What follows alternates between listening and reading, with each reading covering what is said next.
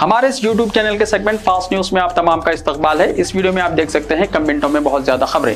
तो आइए शुरू करते हैं वीडियो को और देखते हैं आज की ताजा तरीन खबरें।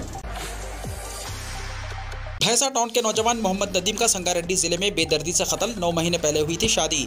तेलंगाना के भैंसा टाउन से ताल्लुक रखने वाले एक नौजवान का संगारेड्डी जिले के पटनचेरू के पास नामालूम अफराद ने इंतहाई बेदर्दी से कत्ल कर दिया। नौजवान की शनाख्त 28 साल मोहम्मद नदीम की हैसियत से हुई है, जो निर्मल जिले के भैंसा टाउन से ताल्लुक रखते थे और चंद दिनों से हैदराबाद की टोली चौकी में मुकीम थे। इब्तिदाई इत्तलात के मुताबिक मोहम्मद नदीम रियल एस्टेट का कारोबार करते थे। पटनचेरू मंडल के लक्षरम गाँव के नवाही इलाके में कौमी शाहराह पर नदीम का बेदर्दी से कत्ल कर दिया गया। पुलिस को शुबा है कि यह कत्ल मंगल की रात तकरीबन 9:30 बजे हुआ। नदीम की लाश मंगल की रात लक्षरम मुज़ाफ़ात इलाके में शिल्पा वेंचर के पास बरामद हुई। पुलिस को शुबा है कि नामालूम अफराद ने तेजधार चाकू से उनका गला काट दिया। मक़तूल के वालिद अब्दुल क़य्यूम की शिकायत के मुताबिक पुलिस ने मुकदमा दर्ज कर लिया है और कातिलों की तलाश शुरू कर दी है। मतूफ़ी की लाश को पोस्टमार्टम के लिए पटनचेरू सरकारी अस्पताल मुंतकिल किया गया। बताया जाता है कि मोहम्मद नदीम की 9 महीने पहले ही शादी हुई थी और जारी हफ्ते को उम्रे की अदायगी के लिए सऊदी अरब जाने वाले थे। केसीआर, केटीआर और रेवंत रेड्डी को चुनाव में सख्त मुकाबला दरपेश होगा। तेलंगाना असेंबली चुनाव के बारे में सूरत हाल वाज़ेह नहीं है। ताहम केसीआर ने 115 असेंबली हल्के जात के उम्मीदवारों का ऐलान करते हुए इंतखाबी माहौल पैदा कर दिया है। बीआरएस गुज़िश्ता 2 असेंबली इलेक्शन में अपोजिशन को बासानी शिकस्त देने में कामयाब रही, लेकिन इस मरतबा सूरत हाल मुख्तलिफ दिखाई दे रही है। 2014 और फिर 2018 में उस वक्त की टीआरएस को तश्कील हुकूमत में कोई दुश्वारी पेश नहीं आई थी, लेकिन कांग्रेस और बीजेपी की बढ़ती सरगर्मियों ने बीआरएस के मुकाबले को सख्त बना दिया है। चीफ मिनिस्टर के चंद्रशेखर राव, वजीर इंफॉर्मेशन टेक्नोलॉजी के टी रामाराव और कई वज़रा को असेंबली चुनाव में सख्त चैलेंज दरपेश होने के इम्कानात हैं। चीफ मिनिस्टर केसीआर ने अपने मौजूदा हल्के इंतखाब गंजवेल के अलावा कामारेड्डी से मुकाबला करने का ऐलान किया है। गुज़िश्ता मरतबा कांग्रेस के साबिक़ रुकन असेंबली टी नरसिंहा को केसीआर ने भारी अक्सरियत से शिकस्त दी थी, लेकिन इस मरतबा कांग्रेस और बीजेपी की जानिब से केसीआर के खिलाफ मजबूत उम्मीदवारों को मैदान में उतारने की इत्तलात के सबब केसीआर को 2 हल्कों से मुकाबले का फैसला करना पड़ा। खुद बरसर इख्तियार पार्टी के कायदीन को चीफ मिनिस्टर के फैसले पर हैरत है और उनका मानना है कि बेवक्त 2 हल्के जात से मुकाबले से पार्टी की कमजोरी जाहिर होगी और राय दहिंदों पर अच्छा असर नहीं पड़ेगा। कांग्रेस उम्मीदवार के तौर पर दोबारा टी नरसिंहा रेड्डी को मैदान में उतारने की तैयारी है, जबकि बीजेपी टिकट के लिए रुकन असेंबली इटेला राजेंद्र की अहल्या जमुना ने टिकट के लिए दरख्वास्त दी है। राइस मिल के मालिक से डरा धमकाकर रकम का मुतालबा करने वाले 5 नकली रिपोर्टर्स गिरफ्तार। तेलंगाना के मेदक जिले में वाक़या। तेलंगाना के मेदक जिले में एक राइस मिल के मालिक से डरा धमकाकर रकम का मुतालबा करने वाले 5 नकली रिपोर्टर्स को पुलिस ने गिरफ्तार कर लिया। मेदक जिले के नारसंगी पुलिस के मुताबिक राइस मिलर को धमकियां देने और गैर कानूनी तरीके से रकम बटोरने की कोशिश करने पर 5 नकली रिपोर्टर्स को गिरफ्तार किया गया। कामारेड्डी जिले के दासारी नागाराजू, कोकला राजू, मडोला राजमौली, वडला राजेंद्र और मादेपल्ली किरण कुमार मंगल को 2 कारों में मेदक जिले के नारसंगी आए थे और उन्होंने रामायणपेट से नारसंगी गोदाम की तरफ आ रही धान से लदी लारी को रोक लिया। ड्राइवर को धमकियां दी गई। ड्राइवर ने फौरन राइस मिल के मालिक श्रवण कुमार को इत्तला दी और वो वहां पहुंचे। 5 अफराद ने कहकर रकम का मुतालबा किया कि वो सहाफ़ी हैं। रकम ना देने पर गैर कानूनी मुकदमा दर्ज कराने की धमकी दी। इनके रवैये पर शुबा जाहिर करते हुए श्रवण ने फौरी तौर पर पुलिस को इत्तला दी। पुलिस आई और उनकी तफसीलात हासिल की, जिस पर पता चला कि ये तमाम नकली रिपोर्टर्स हैं। इनके पास 4 जाली शनाख्ती कार्ड पाए गए। मुलजिमीन को हिरासत में लेकर 2 कारें और 8 मोबाइल फोन कब्जे में लिए गए। मालूम हुआ है कि उनके खिलाफ इस साल जून में कामारेड्डी जिले के भकुनूर में मुकदमा दर्ज किया गया था। मिलादुन्नबी सल्लल्लाहु अलैहि वसल्लम और गणेश विसर्जन के पेश नज़र पुलिस की सोशल मीडिया पर कड़ी नज़र। जारी साल के अवाखिर में असेंबली इलेक्शन और इससे पहले गणेश त्यौहार और मिलादुन्नबी सल्लल्लाहु अलैहि वसल्लम के पेश नज़र महकमे पुलिस ने सोशल मीडिया पर कड़ी नज़र रखी है। मुतनाज़ा फर्जी और इश्तियाल अंगेज़ी फैलाने वाले हालात को ख़राब करने वालों के खिलाफ सख्त कार्रवाई करने का फैसला किया है। शहर के अमन व अमान को बरकरार रखने के लिए तमाम ज़रूरी इक़दाम करने की हुकूमत की जानिब से पुलिस को हिदायत दी गई है। पुलिस ने सोशल मीडिया पर नज़र रखने के लिए सोशल मीडिया एक्शन टीम तश्कील दी है। लॉ एंड ऑर्डर को नुकसान पहुँचाने वाले पोस्टों पर यह खुसूसी टीम नजर रखेगी। गणेश त्यौहार के पेश नज़र हैदराबाद में 20,000 पुलिस को तैनात करने का फैसला किया गया है। पीस कमेटियों की खिदमात से इस्तेफादा करते हुए अवाम में इत्तेहाद भाईचारगी के जज्बे को फरोग देने के लिए शऊर बेदारी की जा रही है। हर साल चंद लोगों की जानिब से सोशल मीडिया में झूठी अफवाहें फैलाते हुए अवाम में इश्तियाल अंगेज़ी पैदा करने की कोशिश की जाती है। इस पर नजर रखने के लिए इस मरतबा हुकूमत की हिदायत पर पुलिस ने सोशल मीडिया पर नजर रखने के लिए खुसूसी इंतजाम किए हैं। इत्तेफाक से इस मरतबा गणेश विसर्जन और मिलादुन्नबी सल्लल्लाहु अलैहि वसल्लम एक ही दिन आ रहे हैं, जिसके पेश नज़र चौकसी इख्तियार की जा रही है। तेलंगाना में 14 से 16 सितंबर तक शदीद बारिश का इम्कान। महकमे मौसमियात ने कहा है कि 14 सितंबर को तेलंगाना के अजला आदिलाबाद, आसिफाबाद, मंचिर्याल, पेद्दापल्ली, जयशंकर, भोपालपल्ली में बाज़ मुकामात पर शदीद बारिश का इम्कान है।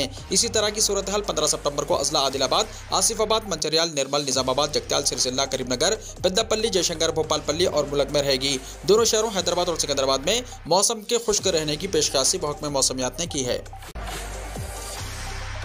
साइकिल पंक्चर ठीक करने वाले का बेटा बना जज, PCSJ का एग्जाम किया पास, घर में जश्न का माहौल। उत्तर प्रदेश के इलाहाबाद में अपने वालिद के साथ साइकिल का पंक्चर ठीक करने वाले एक लड़के ने तारीख रकम कर दी है और UPPCPSJ में कामयाबी हासिल की है। नौजवान का नाम अहमद है। पहले वो अपने वालिद के काम में मदद किया करता था, लेकिन अहमद जो कि पढ़ाई में होशियार था, इसे इसके वालिद ने मजीद पढ़ने की तरगीब दी और फिर अहमद जज बन गया। अहमद की वालदा खवातीन के कपड़े सिलाई करती हैं। फिलहाल अहमद के जज बनने की खुशी में पूरा खानदान पूरे इलाके में मिठाइयाँ तकसीम कर रहा है।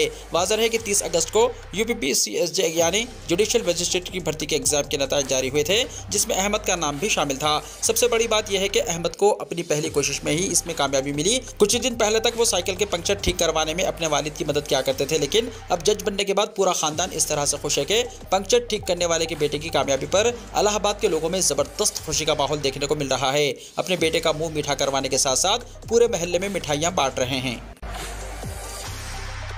टहरी हुई बस को लारी ने टक्कर दे दी, 11 अफराद हलाक। राजस्थान में भयानक सड़क हादसा। राजस्थान में एक भयानक सड़क हादसा पेश आया।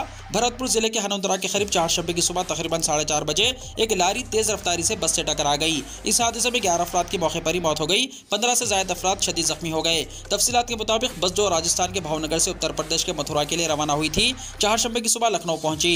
अनोतरा फ्लाईओवर पर बस को कुछ देर के लिए रोक दिया गया था। इसी दौरान एक लारी जिसने फ्लाईओवर पर ठहरी बस का ख्याल न करते हुए इसे पीछे से टक्कर मार दी।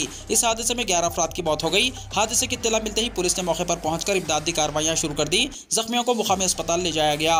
इस दौरान राजस्थान के चीफ मिनिस्टर अशोक गहलोत ने इस वाक़े पर सदमे का इजहार किया। हादसे में मरने वाले अफराद के लवाहिकीन और जख्मियों से ताज़ियत का इजहार किया। खुसूसी इजलास से एक दिन पहले नई पार्लियामेंट में लहराएगा हिंदुस्तानी परचम। पार्लियामेंट का खुसूसी इजलास 18 सितंबर से शुरू होने वाला है और इससे ठीक एक दिन पहले यानी 17 सितंबर को नए पार्लियामेंट हाउस में हिंदुस्तानी परचम लहराया जाएगा। मीडिया रिपोर्ट्स के मुताबिक नए पार्लियामेंट हाउस के दाखिली दरवाजे पर परचम कुशाई होगी और ये अमल राज्यसभा चेयरमैन और लोकसभा स्पीकर ओम बिरला अंजाम देंगे। इस दौरान वज़ीर-ए-आज़म नरेंद्र मोदी के मौजूद रहने के इम्कान भी जाहिर किए जा रहे हैं। बताया जाता है कि पार्लियामेंट के खुसूसी इजलास के दौरान 19 सितंबर को पुराने पार्लियामेंट हाउस से नए पार्लियामेंट हाउस में मुंतकिली का प्रोग्राम होगा, यानी 18 सितंबर को पार्लियामानी इजलास शुरू होने के दूसरे दिन नए पार्लियामेंट हाउस में इजलास होगा और 22 सितंबर को खुसूसी इजलास का इख्तिताम होगा। ये भी खबरें सामने आ रही हैं कि 18 सितंबर को पुराने पार्लियामेंट हाउस में जब इजलास होगा तो पुराने पार्लियामेंट हाउस की तामीर से लेकर अब तक की यादों को ताज़ा किया जाएगा। काबिल जिक्र है कि पार्लियामेंट का खुसूसी इजलास हंगामा खेज होने के आसार हैं, क्योंकि अभी तक इस इजलास से मुताल्लिक कोई एजेंडा सामने नहीं आया है, जिसको लेकर अपोजिशन पार्टियां सख्त नाराज हैं। आजम खान के मकानात और दफातर पर इनकम टैक्स के धावे। इनकम टैक्स के अहदेदारों ने समाजवादी पार्टी लीडर आजम खान की मिल्कियत वाले कई मुकामात पर धावे मुनज़्ज़म किए। लखनऊ, रामपुर, मेरठ, गाजियाबाद, सहारनपुर और सीतापुर में धावे जारी हैं। इत्तलात के मुताबिक IT के धावे अल जौहर ट्रस्ट के ताल्लुक से हैं। 4 शंबे को इनकम टैक्स हुकाम ने उत्तर प्रदेश और मध्य प्रदेश में कम अज़ कम 30 मुकामात की तलाशी ली। ये धावे आजम खान के खिलाफ टैक्स चोरी की तहकीकात का हिस्सा थे। समाजवादी पार्टी के लीडर आजम खान के खिलाफ इनकम टैक्स अहदेदारों ने उत्तर प्रदेश के सीतापुर में रेजेंसी पब्लिक स्कूल और Regency institute of management and technology पर धावे किए। इसी केस के सिलसिले में एडवोकेट मुश्ताक अहमद सिद्दीकी के लखनऊ में वाक़े घर में भी IT धावे किए गए। इसी दौरान समाजवादी पार्टी के रुकन असेंबली राम गोपाल यादव ने कहा कि ऐसा लगता है कि दिल्ली में बैठे लोग मायूसी से ये इक़दाम कर रहे हैं। उत्तर प्रदेश हुकूमत के कहने पर आजम खान के खिलाफ सैकड़ों झूठे मुकदमात दर्ज किए गए। जहाँ तक इनकम टैक्स के छापों का ताल्लुक है, मुझे नहीं लगता कि इन जैसे ईमानदार आदमी के घर पर ऐसी कार्रवाई होनी चाहिए। इनके पास अपना कुछ नहीं है, यूनिवर्सिटी से मुताल्लिक कुछ है और ये अवामी है। अगर लोग सियासत में इस तरह की ऊंची हरकत करते हैं तो ये किसी के लिए ठीक नहीं होगा। आइंदा 3 साल में खवातीन को 75 लाख LPG कनेक्शन मुफ्त देने नरेंद्र मोदी हुकूमत का फैसला। वज़ीर-ए-आज़म नरेंद्र मोदी की सदारत में मरकजी काबीना ने माली साल 2023-24 और 25-26 तक 3 सालों के दौरान 75 लाख मुफ्त LPG कनेक्शन जारी करने के लिए प्रधानमंत्री उज्ज्वला योजना यानी PMUY की तोसी को मंजूरी दे दी है। इन शरहों पर फी कनेक्शन के लिए कुल मालियाती असर 1650 करोड़ रुपए होगा।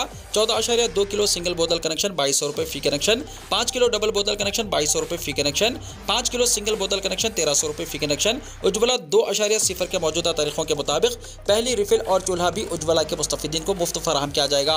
PMUY सारिफिन को हर साल 12 रिफिल्स के लिए फी 14.2 किलोग्राम LPG सिलेंडर पर 200 रुपए की हदफी सब्सिडी फराहम की जा रही है। अहल गरीब घरानों को स्कीम के तहत इनका मुनासिब फायदा नहीं मिल सकता है। गरीब घरानों को LPG कनेक्शन खाना पकाने के साथ ईंधन तक रिसाई फराहम करेंगे। खाना पकाने के रिवायती जराए जैसे आग जलाने की लकड़ी, कोयला, गाय के गोबर वगैरह के इस्तेमाल से पैदा होने वाले सेहत के मसाइल को हल करने में मदद मिलेगी। लकड़ी के जमा करने से वाबस्ता मशक्क़त को दूर करने से ख़वातीन की पैदावारियत में इजाफा होगा, इनका म्यार ज़िंदगी बेहतर बनेगा और बाज़ औक़ात खाना पकाने के ईंधन की अदम दस्तियाबी की सूरत हाल भी ख़त्म होगी। कुछ अहल घरानों के पास अब भी LPG कनेक्शन नहीं है। ये कई वजूहात की वजह से है। बढ़ती हुई आबादी, शादियों, नकल मकानी, खानदानों के न्यूक्लियराइजेशन, इंतहाई दूर दराज मुक़ामत वगैरह के नतीजे में हर साल नए घर बनते हैं। 31 अगस्त 2023 तक 15 लाख PMUY कनेक्शन की मांग है। PMUY की एक कामयाब समाजी बहबूद की स्कीम के तौर पर बड़े पैमाने पर तारीफ की गई है, जिसने मुल्क में 2016 में LPG की 62% रिसाई को बढ़ाकर अब तकरीबन तकमील के मरहले तक पहुँचाने में अहम किरदार अदा किया है।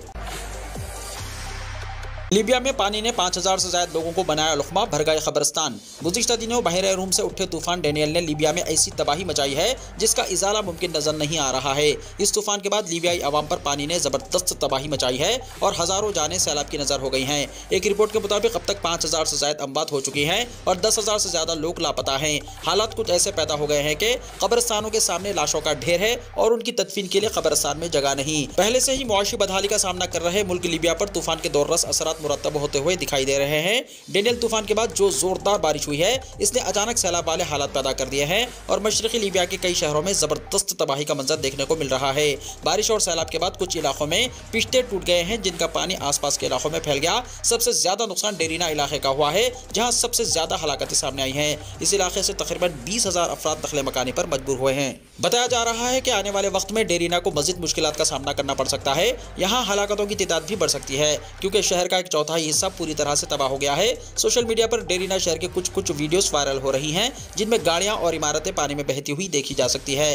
पूरे के पूरे महल्ले इस सैलाब में बह गए। सैलाब ने पिश्तों को तोड़ दिया और तकरीबन 1 लाख की आबादी वाले इस शहर को तकरीबन नेस्तो नाबूद कर दिया है। मशरकी लीबिया हुकूमत के वजीर सेहत उस्मान अब्दुल जलील का कहना है कि लीबिया में इस वक्त हालात इंतहाई खौफनाक है। शहर के कई हिस्सों में लाशें जमीन पर पड़ी हुई हैं और अस्पतालों में भी लाशों का अंबार लगा हुआ है। डेरीना का तस्करा करते हुए अब्दुल जलील ने बताया कि वहां अब तक हजारों लाशों की तदफीन हो चुकी है। वीडियो को लाइक शेयर कीजिए और हमारे इस YouTube चैनल को सब्सक्राइब करते हुए इसके बेल आइकॉन को भी प्रेस कर लीजिए, ताकि ऐसी ही ताज़ा तरीन खबरें आइंदा भी आपको मिलती रहें।